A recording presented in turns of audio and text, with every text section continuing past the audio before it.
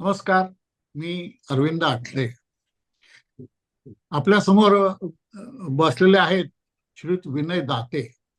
हे सोलापूरचे आहेत आणि प्रसिद्ध दाते पंचांग जे आहे ते गेले 40 वर्ष दाते पंचांगाचं हे काम करतात. यांच्याकडे हे परंपरेने हे काम आलेलं आहे. ते स्वतः BSc झालेले आहेत फिजिक्स मध्ये आणि MSc मॅथमॅटिक्स मध्ये झालेले आहेत आणि पंचांगाचं गणितीय आणि संगणकीय जे काम आहे ते पाहतात.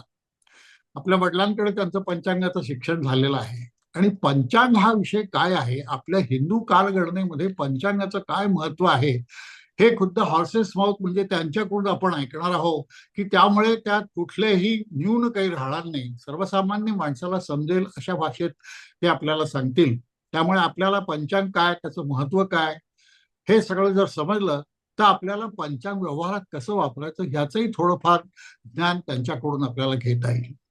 तर दातेसाहेब, मी तुम्हाला विनंती करतो की पंचांग म्हणजे काय आणि पंचांगाची 5 महत्वाची अंग कोणती आहेत हे जर तुम्ही सांगाल तर दर्शकांना फार मदत होईल त्याची. नमस्कार. नमस्कार. पंचांग हा विषय थोडा कुतूहलाचा आहेच लोकांच्या मनात. कारण एकतर पंचांग ज्या स्वरूपात लोकांपर्यंत पोहोचतं ते इतकं क्लिष्ट वाटतं आणि खूप त्याच्यात आकडे असतात आणि ते सगळ्या अंगावर येतात. त्यामुळे नक्की पंचांगात काय सांगितलेलं असतं ह्याचं कुतूहल असणारच आहे अनेकांच्या मनात. तर पंचांग हे तसं म्हणायचं झालं तर अगदी वैदिक काळात त्याचे उल्लेख नसले तरी पुढे नंतर पुराण काळापासून कधीतरी त्याचे उल्लेख सुरू झालेले आहेत. तशी खूप जुनी परंपरा आहे पंचांगाची आपल्या भारतामध्ये. या पंचांग या व्यवस्थेच्या मागे सर्वात मूलभूत जी संकल्पना आहे ती कालगणनेची आहे. तर भारतीय कालगणना आणि पंचांग ह्यांचा संबंध काय आहे हे मी एक थोडस सादरीकरण आहे माझं, ते सादरीकरण मी तुमच्यासमोर सादर करतो. हो. आणि मग ते झाल्यावर कदाचित तुमच्या अनेक शंका कदाचित आपोआप दूर. समाधानही झालेलं असेल आणि कदाचित नव्या शंका पण उपस्थित झालेल्या असतील. बर बर.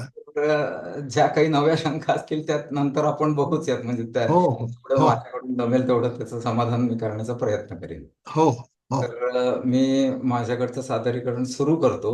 हो. आता पंचांग म्हणलं की आपल्याला तिथी डोळ्यासमोर येते. तर तिथी म्हणजे काय आहे तर ती एका पद्धतीने काळ मोजण्याचा प्रकार आहे. बर. काळ मोजणं, काल गणना या शब्दाचा जरी आपण अर्थ बघायचा ठरवलं तर काल आणि गणना असे 2 शब्द एकत्र आलेले आहेत, समास झालेला आहे त्याचा. हा गणना म्हणजे काय तर मोजणं. आता हा मोजणं काय असतं तर मोजणं म्हणजे आपण आता समजा अगदी 4 पेरू जरी मोजायचे असतील तर आपण 1 पेरू 2 पेरू असे ठेवतो एका पाठ एका समोर एक, एकाच्या शेजारी एक, आणि मग आपण मोजतो की हे 4 पेरू झाले म्हणून. हे 4 पेरू झाले मोजताना आपण काय करतो, 1 पेरू मग दुसरा पेरू, म्हणजे पेरू असण्याची आवृत्ती झाली, पुनरावृत्ती झाली. बर. अशी 4 वेळा झाली म्हणून आपण 4 पेरू मोजले. हा ते मोजणं हेच आहे की कशाची तरी पुनरावृत्ती व्हावी लागते तर ते मोजलं जातं. बर. आता उदाहरणार्थ बोलायचं झालं तर आपल्याला लांबी रुंदी जर मोजायची असेल, जरा पुढच्या स्लाइडवर जातो. हा हा, आले. तर लांबी रुंदी जर मोजायची असेल आपल्याला तर आपण इंच किंवा फूट किंवा असे कुठली तरी एकक घेतो आणि ते परत परत मोजत असतो आपण.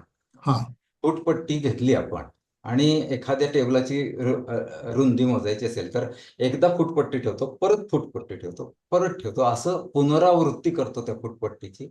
आणि मग ती किती वेळा झाली आवृत्ती ते मोजतो, म्हणजे मापन करतो, म्हणजे गणना करतो. हा लांबी रुंदीची गणना तशी असते, वजनाची तशीच असते. 1 किलोचं वजन ठेवलं, परत अजून एक ठेवलं, असं करत त्याचीही गणना होते, त्याचेही मापन होतं.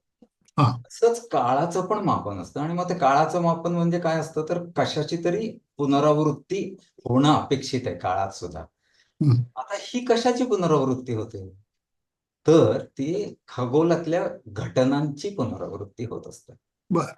आणि खगोलात विविध घटना घडत असतात. त्या प्रत्येक घटनेत त्या त्या घटनेची पुनरावृत्ती झाल्यावर त्या त्या घटनेनुसार त्याचं मापन किंवा गणना होत असते. बर. आता उदाहरणच द्यायचं झालं तर सूर्योदय. आज सूर्योदय झाला, उद्या सूर्योदय झाला, परवा सूर्योदय. हे रोज आपण सूर्योदय परत परत झालेला पाहतो आणि तो परत परत झालेला सूर्योदय पाहिल्यावर आपल्याला वाटतं की आता मोजावं. 4 वेळा सूर्योदय झाला, 5 वेळा सूर्योदय झाला, म्हणजे आपण हा मोजतो काय तर दिवस मोजतो. 4 दिवस झाले, 5 दिवस झाले असं मोजतो. म्हणजे आपण दिवस मोजताना सूर्योदय ही खगोलातली घटना बघतो, त्याची पुनरावृत्ती पाहतो आणि ती मोजायला लागतो आपण. बर. कालगणना ही अशाच विविध खगोलातल्या घटनांच्या पुनरावृत्तीचं मापन आहे, मोजणं आहे, गणना. बर. बर. आता पुढच्या ह्याच्यावर जाऊया आपण. आता हे कालगणना करत असताना आपल्याला अनेक प्रश्न खरं तर पडायला पाहिजेत. मला माहित नाही प्रत्येकाच्या मनात असतील की नाही, पण पडायला पाहिजेत असे हो. की एखादं वर्तुळ असतं, तर त्या वर्तुळाचे 360 अंश असतात. आपण सगळं लहानपणापासून गणिताच्या वर्गात शिकलेलो आहोत. 360 हो. अंशाचं वर्तुळ असतं. आपल्याला मनात प्रश्न पडतो का की 360च का अंश? 400 अंश का नाही? 500 अंशाचं वर्तुळ का नाही? असं आपल्या मनात प्रश्न पडायला पाहिजे. खरं तर वर्षात 12 महिनेच का? 15 का नाहीत? 20 का नाहीत? 27च नक्षत्र का? 50 का नाही? 7च वार का? त्या वारांचा तोच क्रम का? 30च तिथी का? असे अनेक प्रश्न आहेत की जे आपण त्या प्रश्नांची उत्तरं बघायला लागलो, शोधायला लागलो, तर आपल्याला भारतीय इतिहासात कालगणना कशी विकसित झाली असावी ह्याचा अंदाज येऊ शकतो. आणि मग नंतर आपल्याला त्याचे संदर्भ सगळे पंचांगात कसे जोडता येतात ते आपल्याला बघता येईल. हो. आता इतिहास बघायचा आहे भारतीय कालगणनेचा, तर आपण एक काल्पनिक कथा रचूया. ते आपले एक पराशर ऋषी आहेत. त्या पराशर ऋषींचं एक आश्रम आहे. तो आश्रम गंगा किनारी आहे. अत्यंत रम्य असा परिसर आहे. त्या आश्रमात अनेक कुटी आहेत. त्या कुटींमध्ये त्यांचे विद्यार्थी आहेत, शिष्यगण आहेत. रोजच्या रोज ते त्यांच्याकडनं विद्या संपादन करत असतात. त्या शिष्यांची स्वतःची एक दिनचर्या आहे किंवा आणि आपल्या पराशर ऋषींची पण आहे. पराशर ऋषी हे अगदी त्या नावाने घेऊ नका, हे कल्पनेतले पराशर ऋषी आहेत. मी हा. पराशर नाव घेण्याचं कारण असं की पराशर ऋषींनी एक खगोलावर ग्रंथ लिहिलेला आहे, म्हणून मी त्यांचं नाव घेतलेलं आहे. पण बर. तर असे हे आपले कल्पनेतले पराशर ऋषी आहेत. त्यांची स्वतःची दिनचर्या आहे. आणि हे पराशर ऋषी त्यांच्या नेहमीच्या दिनचर्येत अगदी ब्राह्ममुहूर्तावर त्यांना जाग येते. जाग आल्यावर ते आवरून नंतर ध्यानधारणा करतात, योग करतात आणि नंतर साधारणपणे उषःकाल व्हायच्या काळात ते आश्रमातनं नदीकाठाकडे जायला निघतात. नदीकाठी पोहोचतात आणि पोहोचल्यावर नदीत एक त्यांची नेहमीची विशिष्ट जागा असणार, घाटाच्या जवळची कुठलीतरी. त्या जागेवर जाऊन ते उभे राहतात. ते उभे राहून सूर्याकडे तोंड करून गायत्री मंत्राच्या उच्चारण करत असताना ते सूर्याला अर्घ्य देतात. अशी त्यांची नेहमीची दिनचर्या. या दिनचर्येमध्ये आज त्यांनी सूर्याला अर्घ्य दिलं, उद्या दिलं, असं रोज ते अर्घ्य देत असताना त्यांचं सूर्याकडे लक्ष आहे. आणि ते अ, त्यांच्या अनुभवात येतं काय, तर आज ते त्यांच्या नेहमीच्या जागी उभे राहून सूर्याला अर्घ्य देताना सूर्य समोर एक वडाचं झाड आहे, त्या वडाच्या झाडाच्या मागनं उगवताना त्यांना दिसतो आणि हं. त्याला अर्घ्य देत आहेत. एक 15-20 दिवस जातात, महिना जातो. महिन्यानंतर त्यांना असं लक्षात येतं, की सूर्य वडाच्या झाडाच्या डावीकडनं उगवायला लागलेला आहे. त्यांची बर. जागा तीच आहे. त्याच बर. जागेवरून ते सूर्याला अर्घ्य देत आहेत. पण सूर्य मात्र हललाय आता.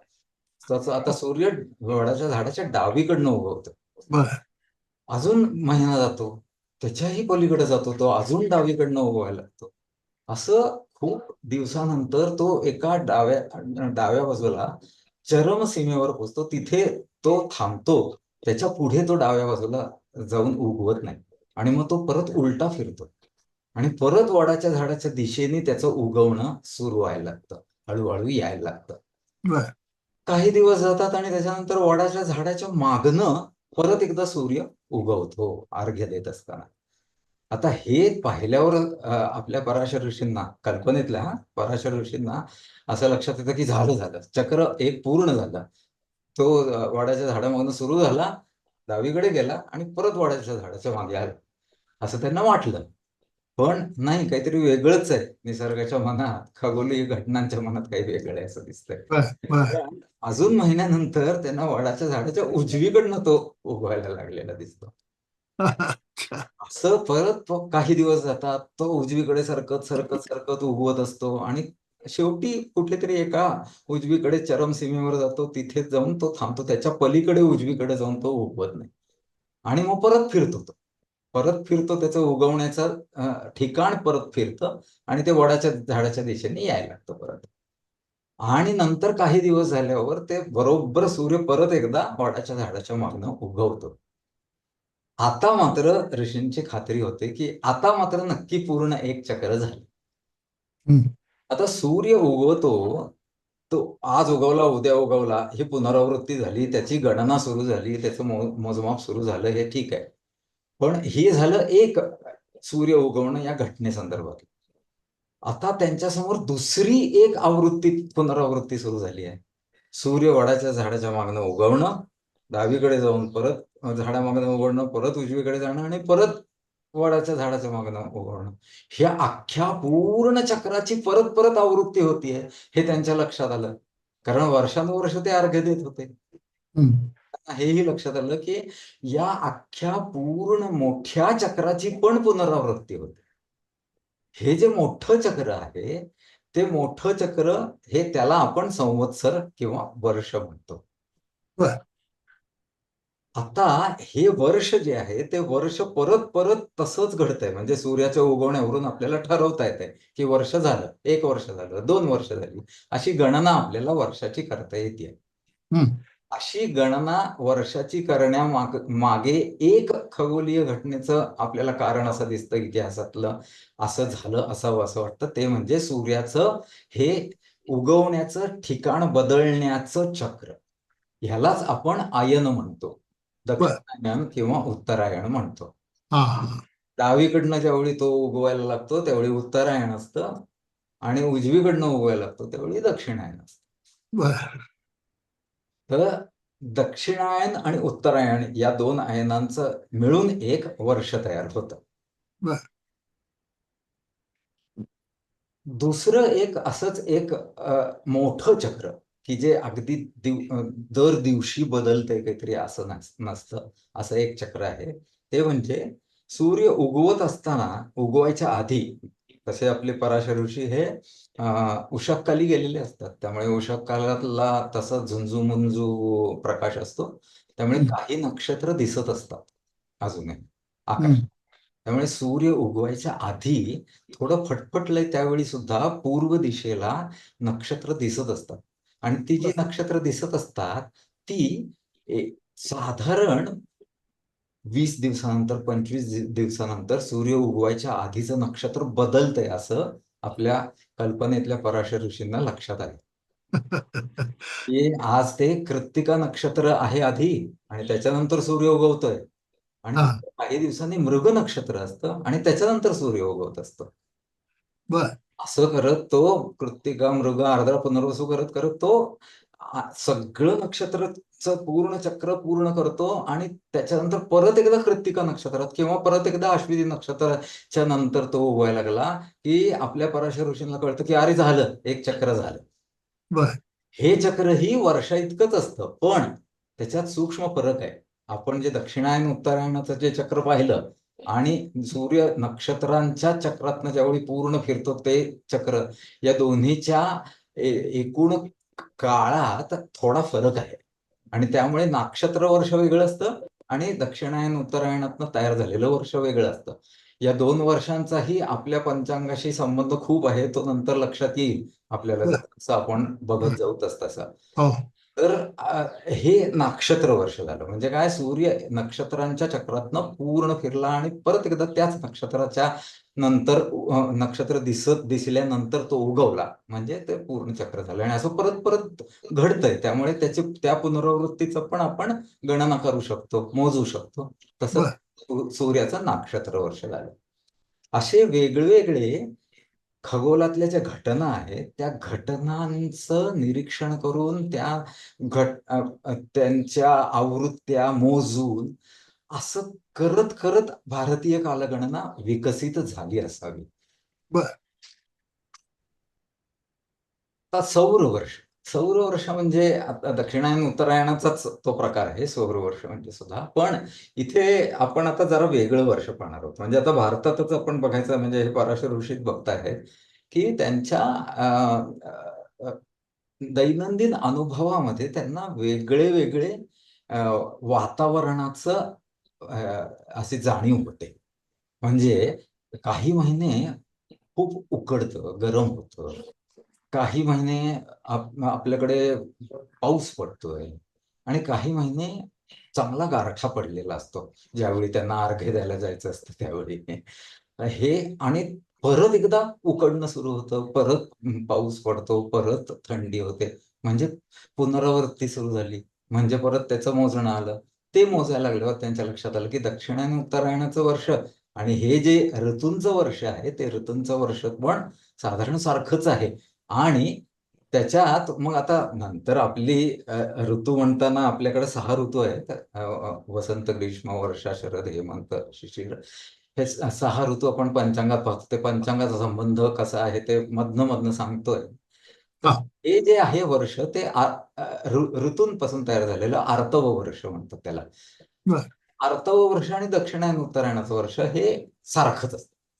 अगदी पूर्ण त्याचा कालावधी अगदी अगदी सेकंदांपर्यंत घेतला, अगदी मायक्रो सेकंड्स, नॅनो सेकंड्स पर्यंत घेतला तरी तोच असतो.